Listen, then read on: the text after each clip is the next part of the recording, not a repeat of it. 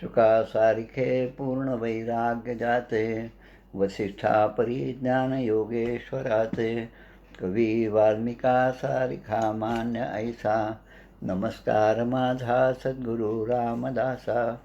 श्रीराम. मला वाटते अंतरी त्वा बसावे, तुझ्या दासबोधासी त्वा बोध व्हावे, अपत्यापरी पाववी प्रेमग्रासा, महाराज या सद्गुरु रामदासा. श्रीराम. जय जय रघुवीर समर्थ. श्रीकृष्ण गोविंद हरे मुरारे, हे नाथ नारायण वासुदेव, प्रद्युम्न दामोदर विश्वनाथ, मुकुंद विष्णोर्भगवन् नमस्ते. नारायणं नमस्कृत्यं नरं चैव नरोत्तमं, देवीं सरस्वतीं व्यासं ततो जयमुदीरयेत्. गोपाल कृष्ण भगवान की जय. सच्चिदानंद रूपाय विश्वोत्पत्त्यादिहेतवे, तापत्रय विनाशाय श्रीकृष्णाय वयं नमः. कृष्णाय वासुदेवाय हरये परमात्मने, प्रणतक्लेशनाशाय गोविंदाय नमो नमः. वसुदेवसुतं देवं कंसचाणूरमर्दनं, देवकी परमानन्दं कृष्णं वन्दे जगद्गुरुं. कृष्णकमलपत्राक्षं पुण्यश्रवणकीर्तनं, वासुदेवं जगद्योनिं नौमि नारायणं हरिं. कृष्ण कृष्णेति कृष्णेति यो मां स्मरति नित्यशः, जलं भित्त्वा यथा पद्मं संसारात् उद्धराम्यहं. कृष्णाय वासुदेवाय देवकीनन्दनाय च, नन्दगोपकुमाराय गोविन्दाय नमो नमः. नमः पङ्कजनाभाय नमः पङ्कजमालिने, नमः पङ्कजनेत्राय नमस्ते पङ्कजाङ्घ्रये. गोपाल कृष्ण भगवान की जय. चतुश्लोकी भागवत. श्री भगवानुवाच. ज्ञानं परमगुह्यं मे यद्विज्ञानसमन्वितं, सरहस्यं तदङ्गं च ग्रहाणगदितं मया. यावानहं यथा भावो यद्रूपगुणकर्मकः, तथैव तत्त्वविज्ञानमस्तु ते मदनुग्रहात्. अहमेवासमेवाग्रे नान्यं यद्यदसत्परं, पश्चादहं यदेतच्च यो वशिष्येत सोऽस्म्यहं. ऋतेर्थं यत् प्रतीयेत् न प्रतीयेत् चात्मनि, तद्विद्यादात्मनो माया. यथा भासो यथा तमः, यथा महान्ति भूतानि भूतेषुच्चावचेष्वनो, प्रविष्टान्यप्रविष्टानि तथा तेषु न तेष्वहम्. एतावदेव जिज्ञासं तत्त्वजिज्ञासुनात्मनः, अन्वयव्यतिरेकाभ्यां यत् स्यात् सर्वत्र सर्वदा. एतन्मतं समातिष्ठ परमेण समाधिना, भवान् कल्पविकल्पेषु न विमुह्यति कदाचित्. गोपाल कृष्ण भगवान की जय. अवतरणिका चतुर्थ स्कंदाचे. स्वयंभुव मनुकन्यका झाल्या विश्ववंशाळिका, प्रथमोध्यायनिका चतुर्थ स्कंधी तयाचा. द्वितीयोध्यायी दक्ष प्रजापती दुर्वचन बोले शिवाप्रती. तृतीयोध्यायी सती इच्छी यज्ञ महोत्सव. सतीचा अग्निप्रवेश निवेदिला चतुर्थाध्यायास. वीरभद्रकृत यज्ञ विध्वंस निवेदिला पंचमोध्यायी. निवेदिला चतुर्थोध्यायास वीरभद्रकृत यज्ञ विध्वंस दशवध पंचमोध्यायी. ब्रह्मादिक देवता कैलासी प्रसन्न करीती शिवासी, ते षष्ठाध्यायाशी दक्षपूर यज्ञपूर्ती सप्तमी. अष्टमोध्यायी ध्रुवगमन. नवमोध्यायी ध्रुव तपस्या पूर्ण. उत्तम वध ध्रुव यक्षरक्षण ते वर्णन दशमोध्यायी. उत्तम वध ध्रुव यक्षरक्षण ते वर्णन दशमोध्यायी. स्वयंभुवाचा ध्रुवाशी उपदेश. युद्धबंध एकादशोध्यायास. कुबेर वरदान ध्रुवास. विष्णू पदप्राप्ती द्वादशासी. ध्रुववंश वर्णन अंगचरित्र. त्रयोदशी कथा पवित्र. चतुर्दशी वेन विचित्र. जन्मला नष्टात्मा. राजा पृथ्वीचे निर्माण. राज्याभिषेक. पंचदशी छान. पृथ्वीशी स्तविती बंदीजन षोडशोध्यायी. पृथुकोप पृथ्वीकृत स्तुती. सप्तदशोध्यायी कथाती. पृथ्वीदोहन अष्टादशोध्यायाप्रती 19 शताश्वमेध. पृथ्वीच्या यज्ञशाळेमधून प्रसन्नत्वे भगवत दर्शन ते 20व्यात निरूपण प्रजेशी उपदेश एकविशी. सनकादिकांचा पृथ्वीशी उपदेश असे 22शी. तप परलोकगमन 23शी. महाराज पृथूचे वंशविस्तार पृथूचा प्रचेताशी बोध रुद्राचा 24वा अध्याय त्याचा पुरंजनोपाख्यान 25शी.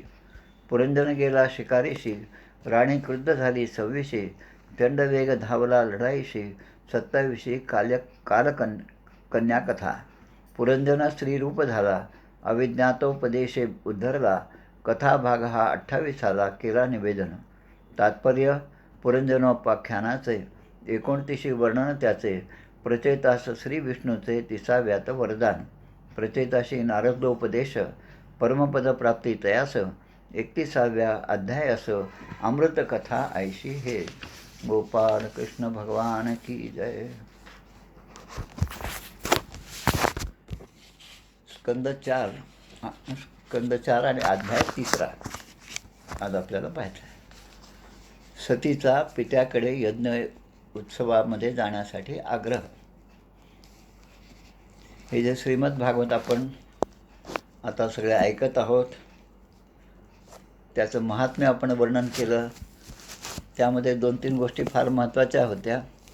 सदासेव्या श्रीमद भगवत कथा यस्य श्रवण मात्रेण हरिश्चित्तम समाश्रयेत. पद्मपुराणामधल्या उत्तरखंडामध्ये जो श्रीमद भागवताचं महात्म्य सांगितलं त्यामधला हा श्लोक आहे. सदासेव्या म्हणजे अखंडपणे सेवन करा या श्रीमद भागवतातील कथेचं. म्हणजे या कथा नेहमी त्यांचं श्रवण करा, त्याचं वाचन करा, त्याचं स्मरण करा आणि त्याच आनंदामध्ये आपला सगळा संसार प्रपंच हा करत राहा. प्रपंचातली दुःख हळूहळू कमी होतील. श्रीमद भागवतामध्ये जसं दिलं तसं त्याप्रमाणे मुक्ती जी आहे ती सहजपणे आपल्याला साधता येईल. तसं यस्य स्मरण मात्रेण त्याच्या फक्त स्मरणाने सुद्धा हरिश्चित्तम समाश्रयेत प्रत्यक्ष भगवंत आपल्या हृदयामध्ये येऊन वास्तव्य करतील. अशा प्रकारचं वचन कुमारा उचू म्हणजे सनकादी ऋषी जे आहेत त्यांनी या नारदांना आणि भक्ती आणि तिची 2 मुलं यांच्यासमोर दिलेलं होतं. हे आपण मागेच पाहिलेलं आहे.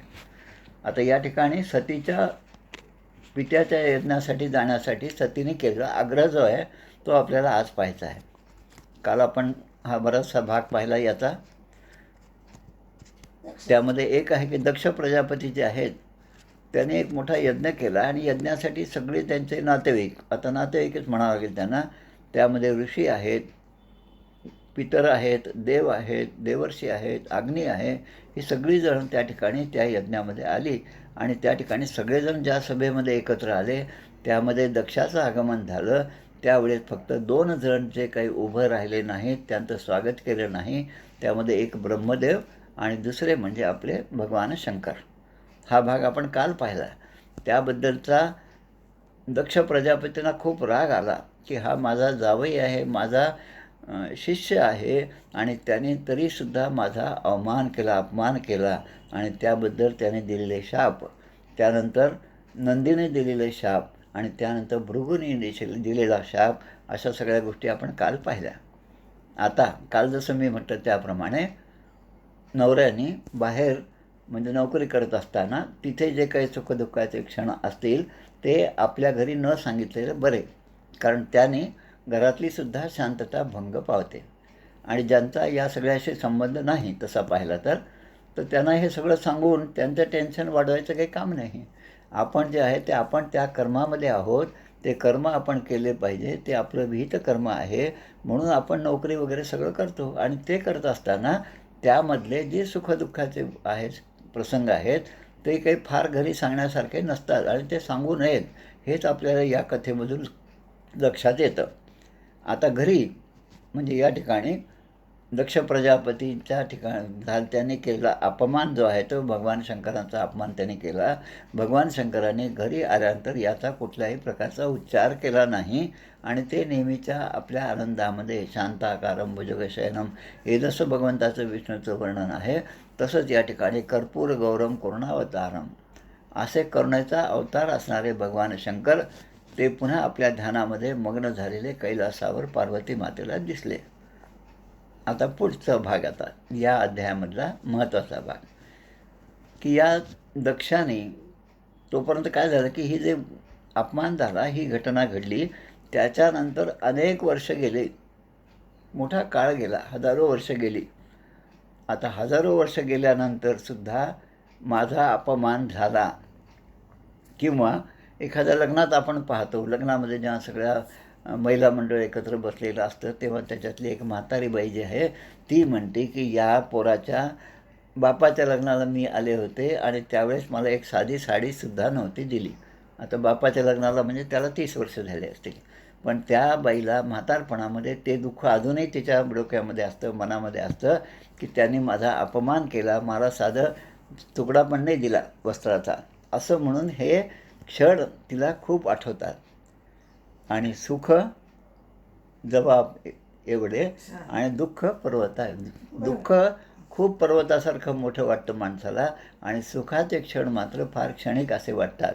आणि अखंड सुख राहावं, अखंड समाधान राहावं असं वाटत असेल, कुठल्या तरी सत्संगामध्ये जावं आणि त्या सत्संगातलं जे तत्त्वज्ञान आहे ते शिकण्याचा माणसाने प्रयत्न करावा. म्हणून सत्संगाचा आश्रय जो आहे तो फार महत्त्वाचा आहे.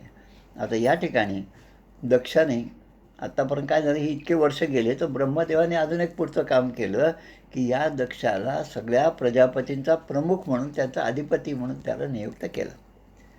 आता दक्ष जो आहे, कालच्या प्रसंगामध्ये आपण जसं पाहिलं की त्यांच्या ठिकाणी गर्व होता, त्यांच्या ठिकाणी अभिमान होता, देहाचा अभिमान होता आणि मीच कोणीतरी मोठा आहे, बाकी सगळे माझ्यापेक्षा लहान आहेत आणि लहानाने मला मान दिला पाहिजे, ही गोष्ट त्यांच्या मनामध्ये, डोक्यामध्ये अगदी पक्की होती.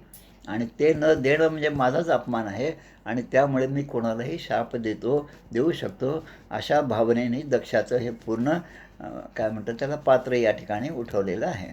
कथाच आहे, ही सगळी झालेलीच कथा आहे. आता त्या दक्षाने काय केलं, इतक्या वर्षानंतर वाजपेयी यज्ञ आणि बृहस्पती सवय असा यज्ञ प्रारंभ केला. आता ही जे यज्ञ आहेत हे सगळे श्रौत यज्ञ आहेत. शतपथ ब्राह्मण नावाचा ग्रंथ आहे, त्यामध्ये ब्राह्मणाने आणि क्षत्रियांनी कोणते यज्ञ करावे हे सगळं वर्णन त्यामध्ये दिलेलं आहे, ब्राह्मण आणि क्षत्रियाने. आणि तसंच हे वाजपेयी यज्ञ आहे, याचं वर्णन पुन्हा यजुर्वेदामध्ये सुद्धा अनेक ठिकाणी याचं वर्णन येतं. आणि मुख्य म्हणजे राजा आपल्या शौर्याचं, आपल्या शक्तीचं प्रदर्शन करण्यासाठी अशा प्रकारचे यज्ञ करत असतात. राजाने करायचा आणि ब्राह्मणाने करायचा, असे हे 2 यज्ञ आहेत. त्या यज्ञाचा आरंभ दक्ष प्रजापतीने त्या ठिकाणी केला. आता दक्ष प्रजापती आणि प्रसूती आपण पाहिलं. आता ही प्रसूतीचे आईवडील कोण, मग लगेच लक्षात घ्या, देवहूती, आकुती, प्रसूती, प्रियव्रत, उत्तानपाद, हे सगळे भाऊ, 3 बहिणी आणि 2 भाऊ. आता यांचे आईवडील म्हटलं तर मग पुन्हा आपले स्वयंभू, मनु आणि शतरूपा. म्हणजे हळूहळू सगळं आपल्या मनामध्ये आपण पक्क करून घ्यायचं हा सगळी वंशावळ, कारण आपण त्यांचेच वंशज आहोत, त्यांच्या वंशामध्ये आपले जन्म झालेले आहेत. असं जेव्हा आपल्याला वाटतं तेव्हा त्यांच्याबद्दलचं प्रेम, अधिक आपुलकी आपल्याला मनामध्ये निर्माण होती आणि तेच भक्तीचं खरं मूळ आहे. या दक्ष प्रजापती आणि प्रसूतीच्या 16 कन्या ज्या आहेत त्यांचाही वंश आपण पाहिला. त्यामधल्या 13 कश्यप ऋषींना दिल्या, ते ऋषी होते, ब्राह्मण होते. 1 अग्नीला दिली, 1 भगवान शंकरांना दिली आणि 1 पितरांना दिली. त्यामुळे या यज्ञामध्ये आलेले सगळे जे मंडळी होती ते कोणी ब्रह्मर्षी होते, कोणी देवर्षी होते, कोणी पितर होते आणि कोणी देवसुद्धा होते आणि अग्नीसुद्धा होते, कारण ते सगळे नातेवाईकच आहेत. आता ही सगळी मंडळी आपापल्या पत्नीसह म्हणजे आपल्या सगळ्या कुटुंबाला घेऊन या यज्ञासाठी त्या ठिकाणी आलेली होती. पुढचा भाग असा आहे, तदुपथ्य नभसी खेचराणाम प्रजस्पताम सती दाक्षायणी देवी पितृयज्ञ महोत्सवम. नभसी म्हणजे आकाशातून, आकाशमार्गाने म्हणजे विमान आपण जे म्हणतो, रॉबर्ट बंधू यांनी या विमानाचा शोध लावला. हे आता लावला 300-400 वर्षापूर्वी, पण त्यापूर्वी विमानाची संकल्पना आणि विमानाचा वापर आपल्या सगळ्या धर्मग्रंथामध्ये पूर्वीपासूनच आहे. पुरी वाहिली सर्व जेणे विमानी, रामायणामधल्या आणि आपल्या मनाच्या श्लोकामध्ये हा सगळा उल्लेख आहे. तर हे जे विमान आहे ते विमान आकाशमार्गाने जात असताना त्यामध्ये जी चर्चा सुरू होती ती चर्चा पृथ्वीवर असणाऱ्या या सतीला ती ऐकू आली. म्हणजे मोबाईल नव्हता, काहीच नव्हतं, पण तरी पण हे ऐकू येण्याचं साधन जे आहे ती तपश्चर्या या सगळ्यांची होती म्हणून त्यांना ते ऐकू आलं. त्यांना ते दिसलंसुद्धा एवढ्या लांबच्या अंतरावरचं सुद्धा.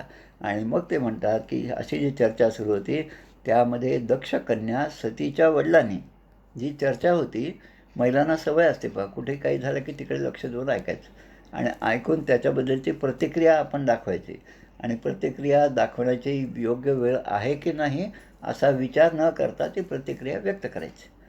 तसं या ठिकाणी झालं की त्याने असं ऐकलं की हे सगळेजण जे आहेत ते दक्ष प्रजापतीने एक यज्ञ केलेला आहे, यज्ञाचं आयोजन केलेलं आहे, त्यामध्ये ही सगळी मंडळी जात आहेत. आता दक्ष प्रजापती म्हणजे आपलेच वडील, त्या ठिकाणी गेल्यावर आईची भेट होणार आहे, वडिलांची भेट होणार आहे. काल म्हटल्यासारखं मुलीला बापाबद्दल जास्त प्रेम असतं. तिथे गेल्यानंतर त्यांच्या ज्या 16 कन्या त्यामधली ही एक आणि आता उरल्या 15 कन्या. त्या 15 कन्या, त्यांचे पती, त्यांचे मुलं बाळं, तो सगळे वंश जो आहे या सगळ्यांच्या भेटी अनायासाने होणार आहेत. म्हणून आता हिच्या मनात येतं की आपण सुद्धा त्या ठिकाणी जावं. आता घरामधल्या स्त्रीच्या मनात जी गोष्ट येते ती व्यक्त करण्यासाठी, ती जर चांगली असेल तर नवऱ्याचा मूड पाहून, नवऱ्याचा जो काही रोजचा व्यवहार आहे, जे काय रोजचं वागणं आहे ते पाहून, प्रसंग पाहून ती हळूहळू त्या गोष्टी नवऱ्यासमोर उकलून दाखवत असते. तसं या ठिकाणी की तिच्या मनामध्ये आलं की आपण त्या ठिकाणी जावं. आणि मनामध्ये आल्याबरोबर या ठिकाणी 2 गोष्टी आहेत. तिच्यामध्ये 2 प्रकारच्या प्रवृत्ती आहेत. एक तर ती अर्धांगिनी आहे ते भगवान शिवाचे आणि शिव जे आहे ते साक्षात या परब्रह्माचं स्वरूप आहे आणि परब्रह्माच्या स्वरूपाने असणाऱ्या या शिवाने तिला अर्धांगिनी म्हणून स्वीकार तिचा केलेला आहे. हे सतीला असं वाटतं की हा माझा मोठा सन्मान आहे आणि म्हणून ती ज्यावेळेस आपल्या पतीच्या सत्संगात असते तेव्हा ती निवृत्ती मार्गाने जात असते. तिचे विचारसुद्धा निवृत्ती मार्गाचे असतात. ती कुठेही आसक्त होत नाही. पण दुसरीकडे ती मुलगी कोणाची, तर दक्षाची मुलगी, दक्ष प्रजापती. आता दक्ष प्रजापतीचं काल आपण पूर्ण पाहिलं गुणवर्णन. देहाभिमान आहे, क्रोध आहे, सगळ्या गोष्टी आहेत, म्हणून तिकडनंसुद्धा हा वारसा आहे. म्हणून दोन्ही कुळं जे आहेत ते फार महत्त्वाचे आहेत. वडिलांचं आणि आईचं ह्या दोन्हीकडून येणारे जे गुण आहेत, कॅरेक्टर्स आहेत ते त्या मुलांमध्ये येतात. हे जसं आहे तसं हिच्या मनामध्ये काही काळ चांगले विचार येत होते आणि काही काळ असे वाईट विचार मनामध्ये येत होते आणि त्यामुळे तीसुद्धा फार त्रस्त झाली होती. म्हणून तिने आता विचार केला की आता या तिच्या मनामध्ये जे आहे की दक्ष प्रजापतीबद्दलचं प्रेम, त्यांच्याबद्दलची आपुलकी आणि आपल्या सगळ्या नात्यातल्या सगळ्या मंडळींचं प्रेम जे आहे ते विचार तिच्या मनामध्ये येत गेले आणि एकदा संस्कार असे मनामध्ये आले की मग तिच्या ठिकाणी उत्सुकता निर्माण झाली. माहेरचे आकर्षण होतं ते वाढत गेलं आणि याचा परिणाम असा की ती भगवान शंकरांना त्यांच्याजवळ जाऊन ती आता आपल्या गोष्टी मनातल्या ती त्या ठिकाणी सांगायला सुरुवात करते. प्रजापतेस्ते श्वशुरस्य साम्प्रतं निर्यापितो यज्ञमहोत्सव किलः वयं च तत्राभिसराम वामते यज्ञर्थितामी विबुधा व्रजंती. म्हणजे हे वामदेवा, वामदेव हे पुन्हा शंकरांचंच नाव आहे. शंकर हा आपले सासरे प्रजापती यांच्याकडे मोठा यज्ञ होणार आहे आणि आत्तापर्यंत तुम्हाला समजलंच असेल, तुमच्याकडे पत्रिका आलीच असेल, त्याने तुम्हाला बोलावलंच असेल, कदाचित तुमच्या कामामुळे तुम्ही मला सांगायचं राहून गेलं असेल, पण मी हे सगळं त्या ठिकाणी जाणाऱ्या, विमानातून जाणाऱ्या ज्या ऋषीपत्नी आहेत त्यांच्याकडून बोलताना हे माझ्या कानावर आलं आणि म्हणून ती नवऱ्याजवळ या सगळ्या गोष्टी व्यक्त करते. आता त्या सगळ्या ऋषीपत्नी ज्या जात होत्या त्या सगळ्या दागदागिने घालून सगळ्या तयारीने आणि सगळ्या वैभवाने बरोबर घेऊन हे सगळं त्या ठिकाणी जात होत्या. त्यांची ती सगळं त्या ठिकाणी जाण्याची लगबग पाहिली, दागदागिने पाहिले. हे पाहिल्यामुळे माझ्या मनातसुद्धा इच्छा झाली की आपणही त्या ठिकाणी जाऊया. आता हिला जायचं होतं, पण आता शब्द बदलले, आपणही त्या ठिकाणी जाऊया. म्हणजे आता तुम्ही मला त्या ठिकाणी घेऊन जा असं तिला म्हणायचं आहे. माझ्या 15 बहिणी त्या ठिकाणी आहेत, आई आहे, माझ्या मावशासुद्धा आहेत. आता जर क्विजमध्ये एक प्रश्न विचारला की हिच्या मावशी कोण, तर काय उत्तर येईल? आकुती आणि देवहूती. कारण या तिघीच बहिणी होत्या, आकुती, देवहूती आणि प्रसूती. तर या 2 मावशी आणि अनेक वचन असल्यामुळे मावश्या, त्यामुळे माझी आईसुद्धा त्या ठिकाणी प्रसूती माता, या सगळ्यांना भेटण्यासाठी मी फार उत्सुक आहे. आणि मग पुन्हा थोडंसं चांगली गोष्ट सांगण्यासाठी ती आपल्या पतीला म्हणते, शंकरांना म्हणते, की त्या ठिकाणी गेलं तर आपल्याला अनायासं त्या यज्ञाचं सुद्धा दर्शन होईल त्या ठिकाणी, म्हणून त्यासाठी आपण जाऊया. असं पतिदेवांच्या, शंकराच्या मनामध्ये हा विचार तिने व्यक्त केलेला आहे. आणि ती पुन्हा स्वतःकडे कमीपणा घेते. जेव्हा आपल्याला एखादं काम करायचं तेव्हा आपल्याकडे कमीपणा घेणे आणि दुसऱ्याला थोडं चढून बोललं की मग समोरचा माणूससुद्धा आपल्या मनाप्रमाणे वागण्यासाठी तयार होतो मनाने. तर ती म्हणते की आपली इच्छा असेल तर आपण दोघेही त्या ठिकाणी जाऊया.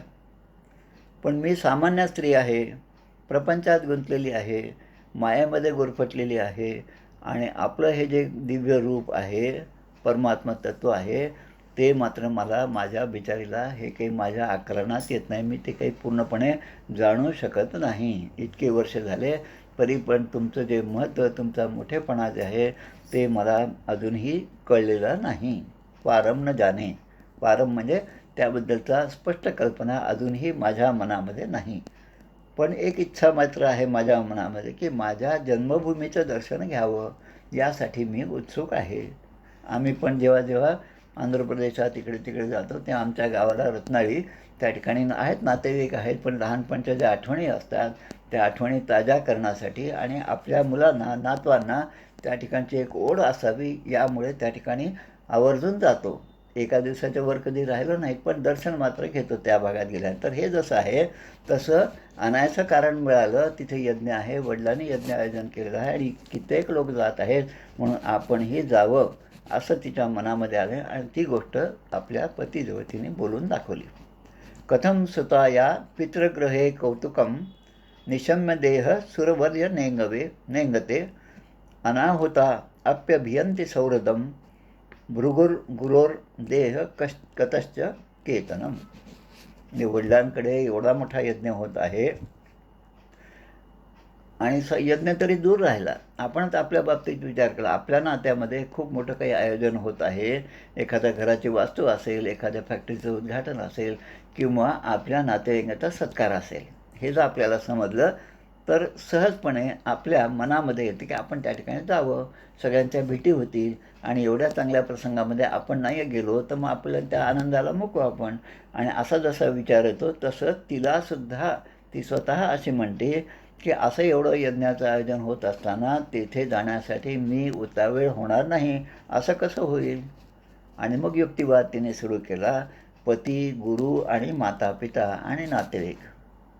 पती, गुरु, माता पिता आणि नातेवाईक यांच्या घरी न बोलताही जावं असं आपलं शास्त्र सांगतं. जसं दुसऱ्याच्या घरी गेल्यावर मला काहीतरी द्या, खायला द्या असं म्हणू नये कधी, हे खरं आहे. पण ज्या ठिकाणी प्रसाद मिळणार आहे त्या ठिकाणी गेल्यानंतर किंवा समोरचा माणूस कुठेतरी तीर्थयात्रेला जाऊन आला हे जर समजलं असेल तर त्या ठिकाणी त्याने न बोलताही त्यांच्या घरी जावं आणि त्या तीर्थयात्रेचा प्रसाद जो असेल, जो त्यांना मिळाला, त्यातला एक कण जरी आपल्याला मिळाला तरी आपण स्वतःला धन्यता मानावी. आणि त्या ठिकाणी याचना करणं हे मात्र काही चूक नाही, ते प्राकृतिक आहे, ते केलंच पाहिजे, तरच आपल्याला तो प्रसाद मिळेल.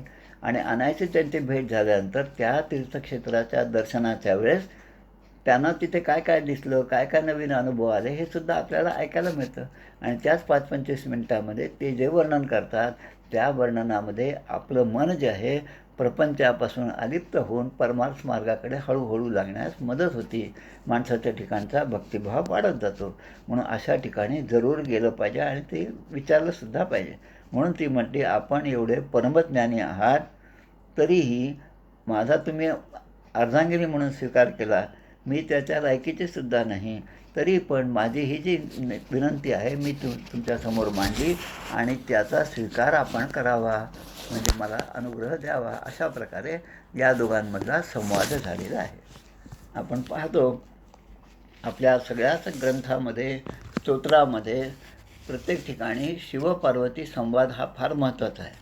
आणि शिवपार्वती संवादामध्ये बहुतेक ठिकाणी सांगितलेलं आहे की शिवपार्वती एकदा कैलासावर सारीपाट खेळत होते आणि खेळता खेळता मग पार्वती मातेने शंकरांना काही प्रश्न विचारले आणि भगवंतांनी ते त्याचं उत्तर देण्यास सुरुवात केली. आणि असं म्हणून आपले सगळे स्तोत्र जे आहेत त्यांचं सगळं वर्णन आपण नेहमीच अनेक स्तोत्रांमध्ये पाहतो. आता हे जसं आहे तसं या ठिकाणी मैत्रेय जे आहेत ते विदुराला हे सगळं सांगायचं. आपण पाहिलं मैत्रेय विदुर संवाद हा 3ऱ्या स्कंदापासून सुरू झाला. सतीने आग्रह केल्यावर भगवान शंकरांना, आता पत्नीचा आग्रह झालेला आहे, आत्तापर्यंत भगवान शंकरांनी त्या ठिकाणी काय झालं, जुना प्रसंग काय होता याची वाच्यता घरामध्ये कुठेही केली नव्हती. आता घर म्हणजे कैलासच, त्या घरामध्ये कोण आहे तर कोण नाही हे दोघेच आहेत. आणि 2 मुलं आहेत तर ती 2 मुलं आहेत, तर त्यातले एक तर काय कुठे सगळीकडेच फिरत असतात आणि दुसरे गणपती जे ते सुद्धा आपल्या ह्याच्यामध्येच मग्न आहेत. तर हे दोघेच त्या ठिकाणी आहेत. आणि मग त्यांना त्यावेळेस या सती मातेचं हे सगळं ऐकून त्यांच्या मनामध्ये जुनी गोष्ट जी आहे ती आठवण ताजी झाली. आणि त्यांना लक्षात आलं की बा दक्ष प्रजापतींनी आपल्याशी कसं दुर्वर्तन केलेलं आहे, आपला कसा अपमान केला, वाईट वागणूक त्याने केली, याचं स्मरण त्यांना झालं. म्हणजे आता हे कारण ही सगळी माया आहे. आणि म्हणून भगवंताची लीला आपण जे म्हणतो ते लीला शब्द फार महत्त्वाचा आहे.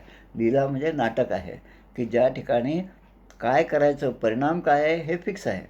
आणि तो परिणाम दिसण्यासाठी म्हणून जे काय करावं लागतं त्याला आपण आजच्या भाषेमध्ये सेटिंग म्हणतो, फिक्सिंग म्हणतो, मॅच सेटिंग. तर तसं त्या काळामध्ये सुद्धा या सगळ्या घटना घडून येतात आणि त्याचा परिणाम भगवंताच्या इच्छेनुसार जसा व्हायचा तसाच होतो. पण आपल्याला तो परिणाम माहीत नसतो. म्हणून आपल्या ठिकाणी पदरी सुख येतं किंवा दुःख होतं. अपेक्षा आपली वेगळी असते आणि जे फळ मिळतं ते पुन्हा वेगळंच असतं आणि त्यामुळे माणूस सुखी किंवा दुःखी होत असतो.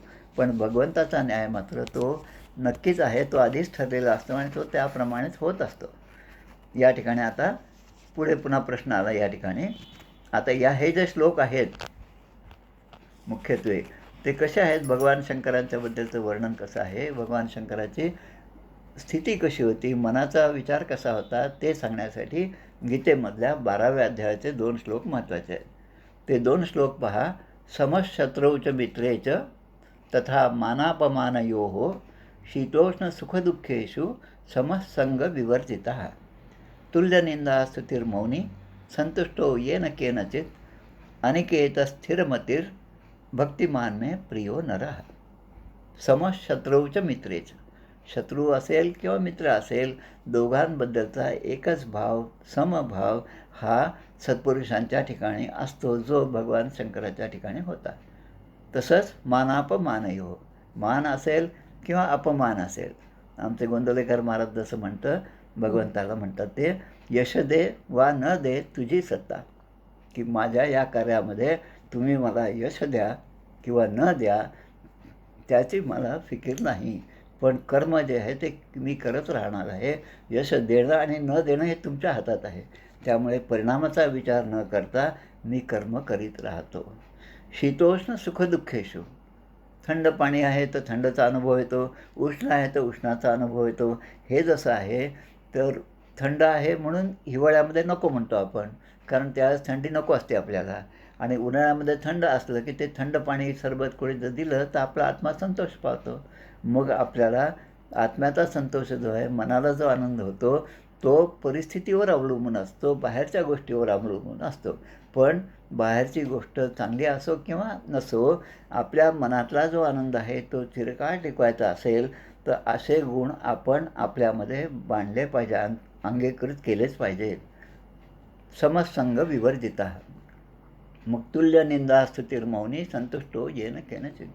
आणि अनिकेत स्थिरमतीर, स्थिरमतीर म्हणजे बुद्धी आपली स्थिर राहिली पाहिजे. तिच्यामध्ये असं केलं तर बरं होईल, तसं केलं तर बरं होईल, हा विकल्प, तो ऑप्शन, हा ऑप्शन, असं जे आपल्याकडे सारखं दोलायमान स्थिती असते ती कधीही नसावी. आणि तसं असेल तर मग तो खऱ्या अर्थाने संत सत्पुरुष ते असतात. आता या ठिकाणी वर्णन येतं ते 4थ्या स्कंदामधल्या 3ऱ्या अध्यायामधले जवळपास 10 श्लोक या ठिकाणी आहेत. ते सगळे महत्त्वाचे आहे श्लोक. जवळपास श्लोक 16 ते 25 मधले श्लोक आहेत. प्रत्येक श्लोकाचा अर्थ वाचून दाखवण्यासारखा आहे, पण अगदी थोडक्यामध्ये त्यातले काही श्लोक आपण पाहूया. त्वयोदितं शोभनमवेय शोभने अनाहुता आप्यभियन्ति बंधुषु ये यद्यनुपादित दोषदृष्ट्यो बलीय सानात्म्यमदेन मन्युना. आता ते आपल्या पत्नीला म्हणतात, सतीला म्हणतात, की तू जे म्हटलंस की आपल्या बंधूच्याकडे जावं, हे जे आहे ते खरं म्हणजे योग्यच आहे. आता जेव्हा 30-32 वर्ष नोकरी केली आणि विद्यार्थ्यांना शिकवत होतो, तेव्हा विद्यार्थी जेव्हा आमच्याकडे यायचे तेव्हा त्यांचं जे म्हणणं असतं, आपल्या विषयातलं असो किंवा इतर त्या गोष्टी असो, कोणीही आपल्याकडे जेव्हा येतं तेव्हा त्यांचं म्हणणं अगोदर शांततेने ऐकून घ्यावं. आणि ऐकून घेतल्यानंतर पहिलं वाक्य आपलं असं पाहिजे की तू जे म्हणतोस ते अगदी खरं आहे, असं जेव्हा आपण म्हणतो तेव्हा आपल्याकडे येणाऱ्या माणसाला आपल्या वचनावर थोडा विश्वास बसतो, त्याची श्रद्धा बसते आणि त्याप्रमाणे तो आपण आता काय प्रतिक्रिया देतो याकडे आतुरतेने वाट पाहत असतो. तसं या ठिकाणी भगवंत म्हणतात की तू जे म्हटलेस की आपल्या बंधुजनांकडे न बोलताही जाता येतं, हे जे तू म्हटलंस ते अगदी योग्यच आहे असं म्हणतं.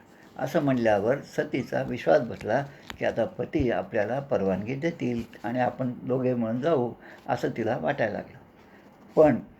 पण आलं की मग पुन्हा ती गडबडली. जेव्हा आपली दृष्टी अतिशय प्रबळ देहाभिमानी असेल आणि मद क्रोधयुक्त असेल किंवा द्वेषयुक्त असेल, असं जेव्हा आपल्याला दिसतं समोरच्या माणसाबद्दलचं, तेव्हा त्या ठिकाणी जाऊ नये. पहिलं वाक्य म्हणलं तेव्हा आनंद झाला, दुसरं वाक्य म्हणलं की तेव्हा पुन्हा दुःख झालं. म्हणजे अशी दोलायमान स्थिती प्रत्येक जीवाची होत असते. दक्ष प्रजापती म्हणजे तुझे वडील हे देहाभिमानी आहेत, मद आणि क्रोधाने भरलेले आहेत, त्यांच्यामध्ये द्वेषभाव जो आहे तो अजूनही गेलेला नाही. आणि हा जोपर्यंत जात नाही, षडरिपू जे आहेत त्यांचा जोपर्यंत नाश होत नाही, जोपर्यंत षडगुण आपल्या अंगी बाळत नाहीत, तोपर्यंत भगवंत आपल्याकडे येणार नाहीत. दक्ष प्रजापतींना हे माहीत नव्हतं आणि म्हणून ते सगळ्या या काम, क्रोध, राग जे आहे यामध्येच ते लिप्त होते आणि म्हणून त्यांनी भगवंताचा द्वेष केला आणि म्हणून या ठिकाणी सांगतात की त्या ठिकाणी जाऊ नये. आता पुढचा श्लोक आहे तो सुद्धा फार महत्त्वाचा आहे. विद्या तपो वित्त वपुर वयः कुलै सताम गुणैः षड्भिरीस तमे तरैही आणि स्मृतो हतायाम भृतमान दुर्दृशः स्तब्धा न पश्यन्ति ही धाम भूयसाम. म्हणजे दोन गोष्टी या श्लोकामध्ये दिलेल्या आहे. सत्पुरुषांच्या ठिकाणी कोणते गुण प्रामुख्याने असले पाहिजेत आणि जे सत्पुरुष नाहीत, नीच पुरुष आहेत, त्यांच्या ठिकाणी कोणत्या अवगुण असतात, याचं उत्तर या ठिकाणी दिलेलं आहे. आता आपल्याला विचारलं सत्पुरुषांच्या ठिकाणचे गुण कोणते, तर ते 6 गुण आहेत. आणि नीच पुरुषांचे अवगुण कोणते आहेत, तर ते सुद्धा 6 आहेत. आता सत्पुरुषांचे 6 वेगळे आणि नीच पुरुषांचे अवगुण जे ते 6 वेगळे असं या ठिकाणी नाही. हे फार पाहण्यासारखं, अभ्यास करण्यासारखे हे पूर्ण श्लोक आहे. 4थ्या स्कंदातल्या 3ऱ्या अध्यायातला 17वा श्लोक. याच्यामध्ये सत्पुरुष जे आहेत त्यांचे गुण कोणते, तर विद्या, तप, धन, सदृढ शरीर, तारुण्य आणि उच्च कुळ, हे सत्पुरुषांचे गुण आहेत, सद्गुण आहेत. विद्या, तप, धन, सदृढ शरीर, तारुण्य आणि उच्च कुळ. आता नीच पुरुष जे आहेत, खालच्या जातीचे किंवा खालच्या विचारांचे जे आहेत, जे देहाभिमानी आहेत, त्यांच्या ठिकाणी कोणते अवगुण असतात असा प्रश्न विचारला तर त्याचं उत्तरसुद्धा हेच आहे. विद्या, तप, धन, सुदृढ शरीर, तारुण्य आणि उच्च कुळ. आता हे कसं होईल त्याचा थोडासा विचार करूया आपण. आता विद्येचा आपण विचार केला तर आपल्या नेहमीचा वाक्प्रचार आपल्या मनामध्ये असतो, विद्या विनयेन शोभते, विद्येने नम्रता येते. एका परीक्षेच्या वेळेस मी आणि दुसरे एक प्राध्यापक, त्या ठिकाणी परीक्षा सुरू होती, मुलं सगळे पेपरमध्ये लिहित होते आणि त्यांनी आपापली पुस्तकं किंवा काय वह्या असतील ते सगळ्या खाली ठेवल्या होत्या आणि त्यांचं लिखाण सुरू होतं आणि आम्ही ते दोघेजण इन्व्हिजिलेशन म्हणून सगळ्या हॉलमध्ये फिरत होतो. मुलांनी ठेवलेले खाली ठेवलेले जे वह्या पुस्तकं होते ते काही एका रेषेमध्ये नव्हते, त्यामुळे मी खाली वाकून ते सगळे उचलले आणि एका रेषेमध्ये सगळे ठेवले की आपल्या चालण्यामध्ये त्याला स्पर्श होऊ नये, पाय लागू नये, म्हणून माझी ती काळजी मी त्या ठिकाणी घेतली. आता दुसरे प्राध्यापक जे होते ते सुद्धा माझ्यासारखे शिकलेले होते, विद्या होती, सगळं होते. पण त्यांनी आपल्या पायाने ते पुस्तकं बाजूला सरकवले. म्हणजे विद्या हा सत्पुरुषांचा गुण होऊ शकतो आणि नीच पुरुषांचा अवगुणसुद्धा विद्या हेच असतं. विद्या विनयेन शोभते. आता नीच पुरुष त्यांच्या मनामध्ये काय असतं? विद्येमुळे एक गर्व त्यांच्या मनामध्ये आलेला असतो की मी श्रेष्ठ आहे, सगळं मलाच समजतं, असा अभिमान त्यांच्या मनामध्ये येतो. अनेक मुलं चांगल्या प्रकारे भारतामध्ये शिकतात आणि शिकल्यानंतर ते परदेशामध्ये जाऊन जेव्हा नोकरी करतात आणि त्यांच्यापैकी आज नाही 50 वर्षापूर्वी आमच्या नातेवाईकांचा एक मुलगा मला जेव्हा भेटला, तेव्हा त्याने मला सांगितलं, काका आपल्या इंडियामध्ये धूळ फार आहे, डस्ट फार आहे. आता ज्याला इंडियामध्ये धूळ आहे, डस्ट आहे असं वाटतं, त्याला या देशाचं प्रेम कसं येईल त्याच्या मनामध्ये? येणं शक्यच नाही. म्हणजे ही सगळी विद्या शिकला तरी त्याच्यामध्ये जो परिणाम व्हायला पाहिजे तो झालाच नाही. ती विद्या फक्त पोट भरण्याची होती, ती सुखसोयी विकत घेण्यासाठी होती. पण आपलं मूळ कर्तव्य जे आहे त्याचा विसर त्याच्या ठिकाणी होता आणि म्हणून नीच पुरुषाच्या ठिकाणी विद्या हा अवगुण आहे. तप दुसरा जो आहे तो तप. साधू संत, महात्मे, ध्रुव, प्रल्हाद हे सगळं आपण पाहतो, सगळ्यांनी तप केलेलं आहे. अनेक ऋषीमुनींनी तप केलेलं आहे. त्या तपाच्या मागे त्यांचा भाव जो होता तो लोककल्याणाची त्यांची तळमळ होती. आपल्या माऊलींनी जे पसायदान लिहिलं त्यामध्ये सुद्धा ही तळमळ व्यक्त होती. जे खळांची व्यंकटी सांडो, तया सत्कर्मी रती वाढो, भूता परस्परे जडो मैत्रीची वाचे.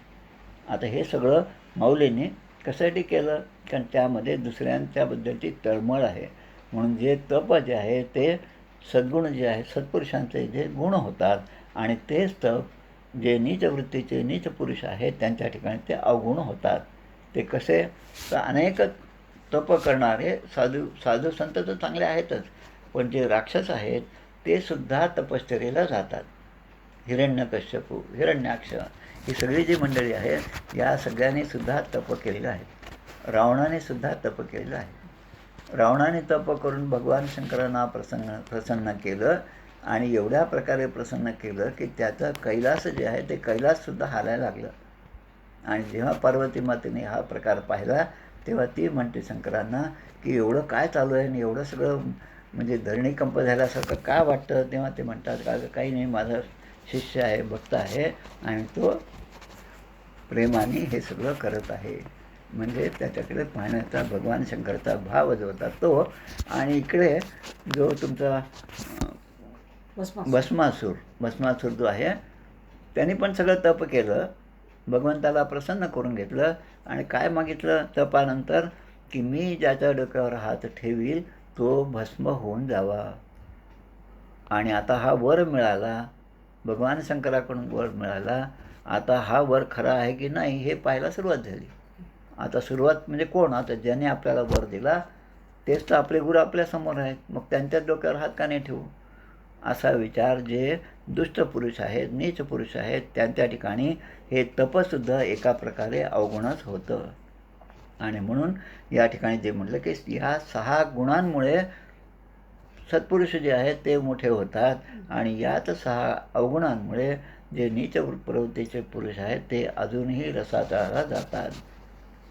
त्यामुळे त्यांच्या ठिकाणी दृष्टी जी आहे ती दोषयुक्त होती, विवेकदृष्टी नष्ट होती. यामुळे असे लोक महापुरुषांचा प्रभाव जाणू शकत नाहीत. मुळामधले हे जे 10 श्लोक आहेत ते आपण सगळ्यांनी जरूर वाचावेत आणि ते फार आपल्याला विचारांना एक मार्ग देणारे असे हे श्लोक आहेत.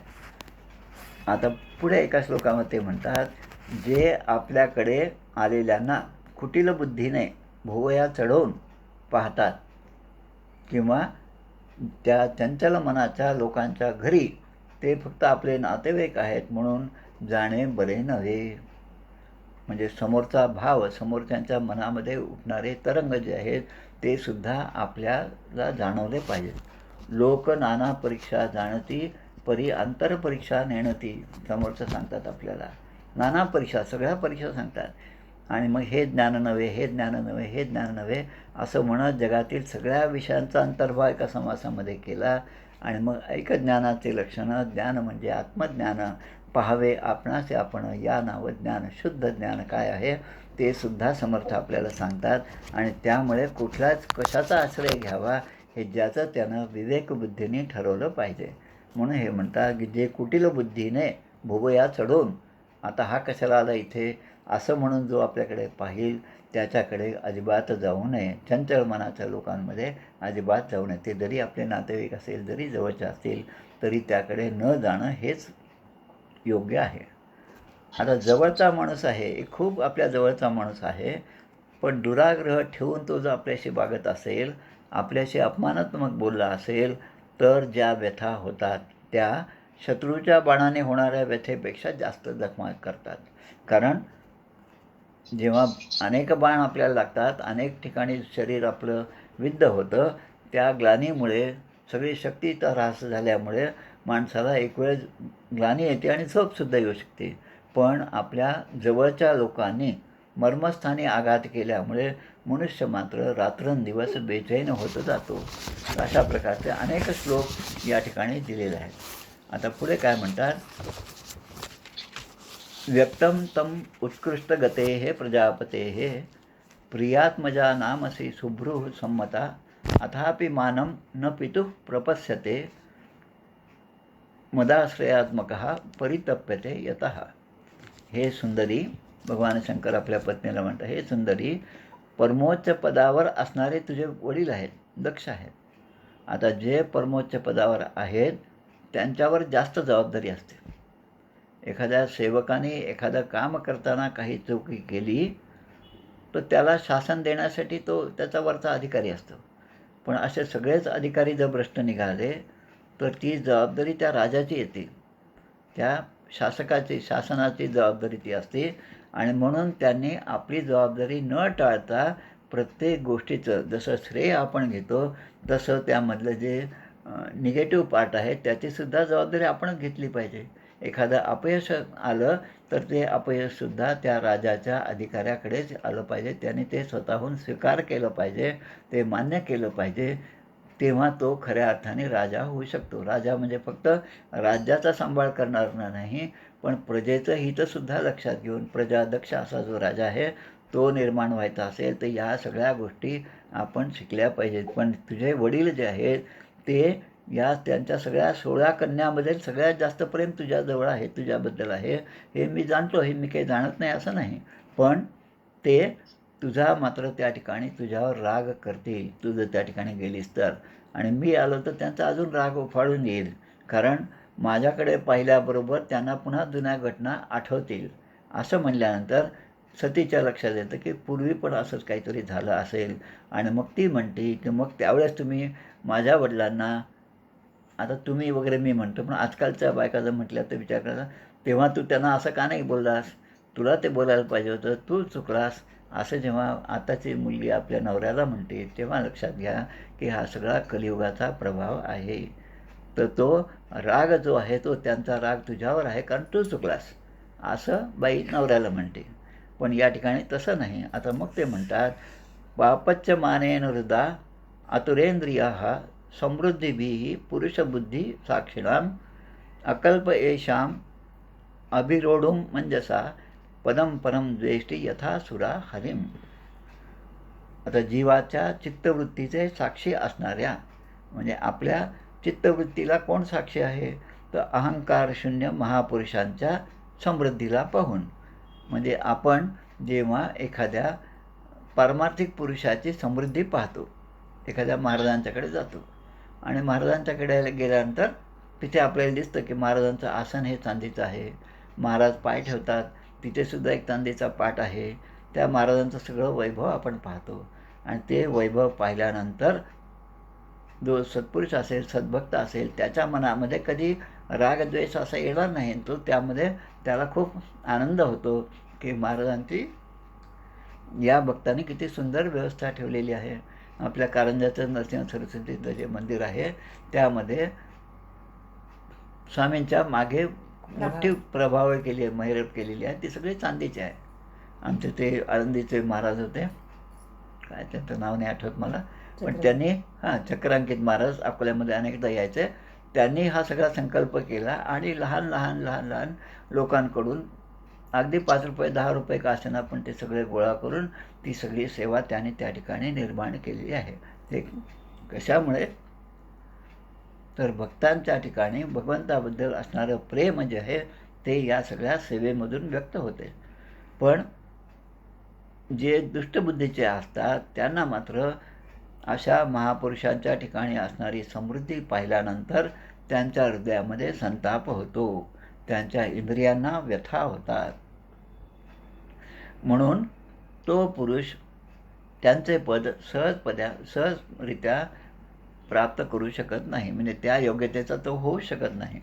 म्हणून दैत्य जे आहेत तर श्रीहरींचा द्वेष करतात. जे दुष्टबुद्धीचे आहेत ते चांगल्या बुद्धीच्या माणसाला, सत्वगुणी माणसाच्या मागेच असतात.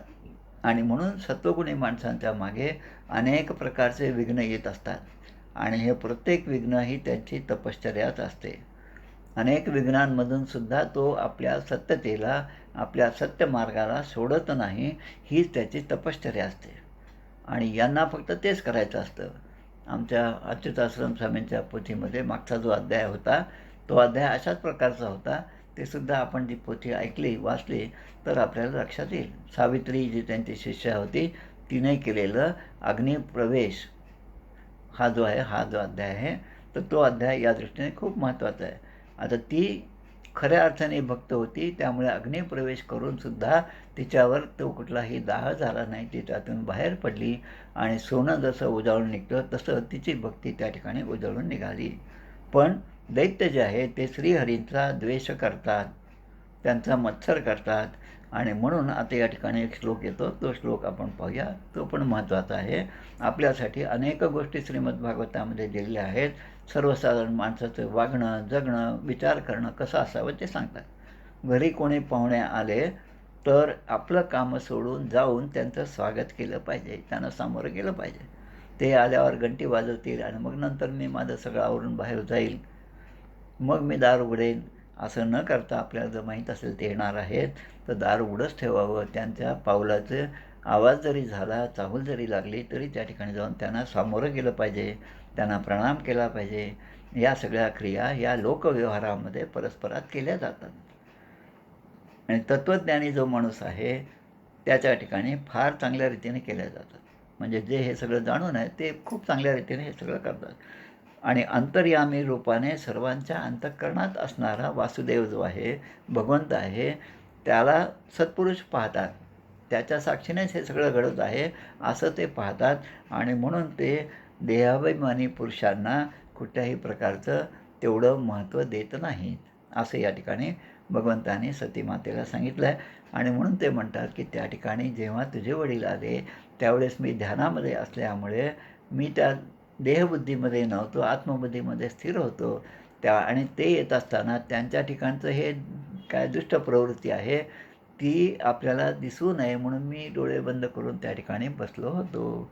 पूतना माता जेव्हा आली तेव्हा सुद्धा भगवंताने आपले डोळे बंद केलेले होते, कारण तिचा जो दुष्टभाव ती घेऊन आली होती त्याचं दर्शन आपल्याला होऊ नये म्हणून भगवान श्रीकृष्णाने आपले डोळे बंद केले. आमच्या राम सुखदास महाराजांचं जे शुककथा सागर नावाचा खूप मोठा ग्रंथ आहे, हातात धरला तरी तो 5 किलोचा आहे. त्याच्यामध्ये ते पूर्ण वर्णन खूप छान प्रकारे करतात की ह्या भगवान श्रीकृष्णाने पूतना माता येत आहे हे पाहून अगोदरपासूनच आपले डोळे मिटले होते. आता ते का मिटले याचे 16 कारणं त्याने त्यामध्ये दिलेले आहेत, ते सुद्धा आपण जरूर पाहावेत. आणि म्हणून या ठिकाणी म्हणलेलं आहे की सत्वं विशुद्धं वसुदेव शाब्दितम यदि ये तत्र पुमान् अपावृतः सत्वे च तस्मिन् भगवान वासुदेवो यदोक्षजो मे मनसा विधीयते. म्हणून विशुद्ध अंतःकरण म्हणजे कुठल्याही अशुद्ध विचाराचा थारा ज्या अंतःकरणामध्ये नाही. विशुद्ध म्हणजे विशेषत्वाने शुद्ध असणारं. विशेष अतिथी म्हणजे बाकीचे सगळे तर अतिथी आहेत, पण त्यामध्ये विशेष हे जे आहेत हे विशेष अतिथी, त्यांचं स्वागत आपण केलं पाहिजे. तसं या ठिकाणी विशुद्ध अंतःकरण जे आपल्या माणसाचं असतं, जे झालं पाहिजे ते जेव्हा होतं तेव्हा त्या अंतःकरणाला वासुदेव असे म्हणतात. आणि कारण ते जेव्हा शुद्ध असतं तेव्हाच भगवंताचा त्या ठिकाणी प्रत्यक्ष अनुभव येतो. भगवंत त्या ठिकाणीच असतात. जसं दगडामध्ये मूर्ती असते का, ती दगडामधली मूर्ती आपल्याला आणावी लागते. असं जे शिल्पकाराला प्रश्न विचारला तर शिल्पकार म्हणतात की मूर्ती काही आणावी लागत नाही, ती त्यातच असते. फक्त अनावश्यक भाग जो आहे तो वेगळा केला की ती मूर्ती त्या ठिकाणी प्रगट होती. तसं अनावश्यक असणारे दुर्गुण जे आहेत, देहबुद्धीच्यापासून निर्माण झालेल्या ज्या ज्या गोष्टी आहेत, मी आणि माझे, हे जे ममत्व जे आहे ते जसं जसं दूर होईल तसं तसं आपलं अंतःकरण शुद्ध होईल. आणि एकदा ते शुद्ध झालं की मग त्या ठिकाणी भगवंताचं प्रगटीकरण जे आहे तो आता आपल्याला स्पष्ट दिसायला लागेल. जसं आरशावर धूळ असली तर आपलं प्रतिबिंब त्यामध्ये स्पष्ट दिसणार नाही. तीच आपण ती धूळ पुसली तर आपलं प्रतिबिंब जसं स्वच्छ दिसेल. तसं मल, विक्षेप आणि आवरण ह्या ज्या त्रिदोष जे आहेत ते जेव्हा दूर होतील तेव्हा भगवंताचं प्रगटीकरण आपल्या सर्वांच्या हृदयामध्ये तो आहे. पण तो फक्त आता प्रगट झालेला आहे. त्यामुळे प्रत्येकजण, स्वामी विवेकानंद म्हणतात, तुम्ही सगळे स्वतःला मेंढरं समजू नका. त्वम अमृतस्य पुत्र आहात. तुम्ही सगळे अमृताचे पुत्र आहात. तो भगवंतच तुमच्या आमच्या हृदयामध्ये स्थित आहे. पण त्याची जाणीव तुम्हाला नसल्यामुळे आणि तुमचं सगळं जे काही विचार आहेत ते त्या भगवंताला सोडून प्रपंचाबद्दलचे विचार असल्यामुळे त्या भगवंताकडे तुमचं लक्षच नाही. आणि म्हणून त्याने प्रगट व्हावं अशी परिस्थिती तुम्ही आपल्या उपासनेनी, नामानी, अनुष्ठानाने, तपाने, तपश्चर्येने ही निर्माण केली पाहिजे. म्हणजे ते विशुद्ध अंतःकरण होईल आणि त्यामध्ये भगवंताचं प्रागट्य होईल. म्हणून नारदाने जेव्हा विचारलं तेव्हा ते सांगतात, नाहम वसामी वैकुंठे योगिनाम हृदय रवो मद्भक्ता यत्र गायन्ति तत्र तिष्ठामि नारदा. त्या ठिकाणीच मी असतो. कृष्ण विष्णू हरी गोविंद या नामाचे निखळ प्रबंध माझी आत्मचर्चा विशद उदंड गाती. भगवंताचं निवासस्थान कुठे आहे तर भक्तांच्या हृदयामध्ये आहे. हे सगळे जे भाग आहेत हे पुन्हा आपल्याला दशमस्कंधामध्ये पुन्हा एकदा ऐकायला मिळणार आहेत. त्यामुळे आता या ठिकाणी अजून 3-4 गोष्टी फार महत्त्वाच्या आहेत, पण वेळ पण खूप होत राहतो. आता इथे अजून एक आहे, प्रजापतींच्या यज्ञात माझाही काही अपराध नसताना कटू वाक्याने त्याने तिरस्कार केला. तो दक्ष जरी तुझा पिता असला तरी माझ्याशी वैरत्व असल्यामुळे तो मात्र तुला काही चांगलं वागणूक करणार नाही, वागणूक देणार नाही. आणि त्यामुळे तिथे तू जाऊ नयेस असं माझं तुला सांगणार आहे, असं ते सांगतात. कारण काय की अगदी जवळचा जो माणूस आहे तो जेव्हा अशा प्रकारचा आपल्या विरुद्ध, मनाविरुद्ध असं आचरण करतो तेव्हा ते पाहून आपल्याला सुद्धा खूप व्यथा होतात. ज्युलियस सीझर नावाचं नाटक, शेक्सपियरचं नाटक आहे. अनेक वेळास मी वाचलेलं आहे कॉलेजमध्ये असताना. त्यामध्ये सीझरचा सगळ्यात जवळचा मित्र जो आहे ब्रुटस, की ज्याच्यावर सीझरचा खूप विश्वास होता, तो सुद्धा जेव्हा हातामध्ये तो शस्त्र घेऊन त्याला मारायला येतो तेव्हा ज्युलियस सीझर त्याला पाहून फक्त 2 शब्द म्हणतो, ओ यू टू ब्रुटस. एवढं म्हटल्यानंतर त्याने स्वतःला अर्पण केलेलं आहे, समर्पण केलेलं आहे. आणि त्या इतक्या जवळच्या माणसाने, ब्रुटसने, या ज्युलियस सीझरचा वध केलेला आहे. कास्का, कॅशियस हे सगळी मित्रमंडळी एकाच वेळेस शाळेमध्ये त्यांच्याबरोबर शिकलेले होते, पण दुष्ट स्वभावाचे असल्यामुळे त्यांना ज्युलियस सीझरचा मोठेपण जसा समजला नाही, तसं या ठिकाणी या प्रजापतींना माझ्याबद्दलचा जो भाव शुद्ध नसल्यामुळे माझ्याबद्दलचं जे प्रेम, भक्ती जी आहे ती त्यांच्या मनामध्ये नव्हती. आणि म्हणून मी त्या ठिकाणी उभं राहून त्यांचा सत्कार किंवा त्यांना मानसन्मान दिला नाही. पण ही गोष्ट त्यांनी दुसऱ्या अर्थाने घेतली आणि म्हणून त्यांच्या यज्ञाचा विध्वंससुद्धा मला करावा लागणार आहे. असं या ठिकाणी हा अध्याय या ठिकाणी समाप्त होतो. इति श्रीमद्भागवते महापुराणे पारमहंस्यां संहितायां चतुर्थस्कंदे उमारुद्रसंवादे तृतीयोऽध्यायः. श्रीकृष्ण अर्पणमस्तु. आता ही कथा त्या ठिकाणी झाली. आता ही पुन्हा त्या ठिकाणी जायला सुरुवात करते किंवा जायचा विचार करते आणि मग तो भाग जो आहे तो पुढच्या वेळेस आपण आता पाहूया. गोपाल कृष्ण भगवान की जय. जय जय रघुवीर समर्थ. 2 मिनटं.